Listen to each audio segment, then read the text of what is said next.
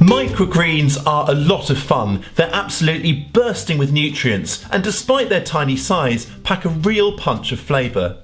This is the perfect project for when it's grey and gloomy outside because they grow exceptionally well under the steady light and warmth of indoor grow lights. If you're itching to get sowing something, anything this winter, then growing microgreens is definitely for you. Microgreens are ordinary vegetables harvested at little more than seedling stage, soon after the first adult leaves have developed when they're about 1 to 3 inches or 3 to 8 centimetres tall. This makes them very speedy crops indeed, because they are ready just 5 to 25 days after sowing. Great news for impatient gardeners. Microgreens are exceptionally high in nutrients such as polyphenols, making them popular with anyone looking to enjoy a healthier diet, while their flavour and good looks ensure a huge following among chefs and fine diners. Despite their dainty appearance, microgreens are very easy to grow, though if you want to grow them indoors, you will need some grow lights to guarantee good results.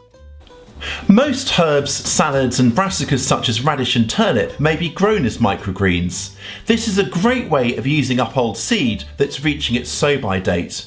You can of course buy seeds for sowing specifically as microgreens, with bulk packs working out a lot cheaper. Get smart too. These sunflower seeds, for example, were bought as bird food, with a handful for sowing costing mere pennies. Larger seeds, or seeds with a thick coat, germinate quicker when soaked for anywhere between 4 and 12 hours.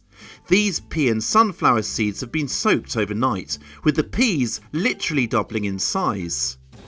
The only specialist piece of equipment you need are some grow lights like these, though of course you can grow microgreens outside once temperatures and light levels improve. This grow light is a few years old now and uses a couple of fluorescent lamps which work really well. But if you're looking to buy a new set, I consider one of the more energy efficient LED grow lights. You'll also need some flats or trays, your seeds and of course some growing medium, which needs to be of a very fine grain to give even growth across the tray. For this batch of sowings I'm using some all-purpose potting mix, to which I'm adding about 1/3 by volume coconut fibre or coir to help open it up a little. Fill your trays with growing medium to about 1/2 inch or 1 centimetre of the rim. Lightly tamp it down with something flat bottom such as a block of wood. I'm using this little food container here. You want a nice and even finish. You may find that you need to add just a little more growing medium before tamping it down again. Now the best bit, sowing. There's no secret to this, just aim for a good even spread of seeds, crisscrossing back and forth and avoiding any clumps. Now obviously you wouldn't normally sow this thickly, but because the seedlings are harvested so young, this is absolutely fine. Once you're done, tap the seeds down so they have good contact with the growing medium.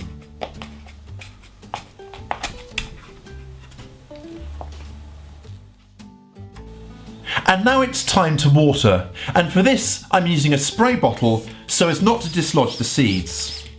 Mist the seeds over several times until the top of the growing medium is nicely moist. Move the trays to somewhere warm to speed up germination. Stack the trays 2 or 3 deep, then place an empty tray on top to weigh it down. Applying gentle pressure like this encourages thicker stems and stronger growth from the off. Once the seeds have germinated and are starting to develop their first shoots, you can move them over to your grow lights. So how long should you leave the lights on for?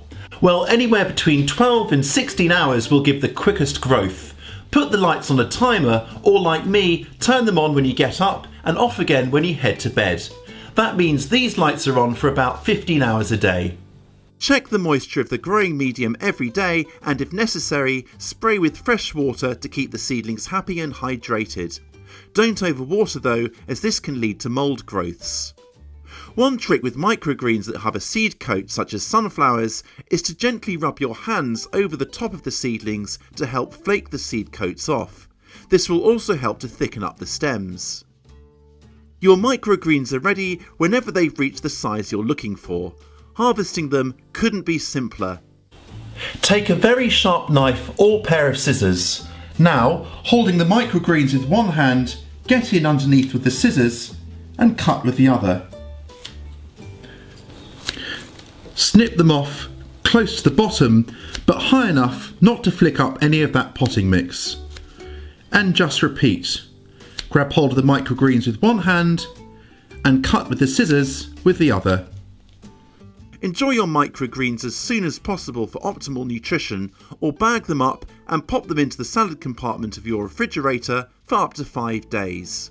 Serve them in salads or as a very special homegrown garnish to all manner of gourmet dishes. Who said you had to wait till spring to start sowing? Satisfy your itchy fingers with a selection of tasty microgreens. Now hey, if you've grown microgreens before, tell us all about it. What you grew, what growing medium you used, and any tips on using them in the kitchen. Thanks for watching, and give this video a thumbs up if you've enjoyed it. Make sure you're subscribed too before the mayhem of the growing season gets underway. I'll catch you next time.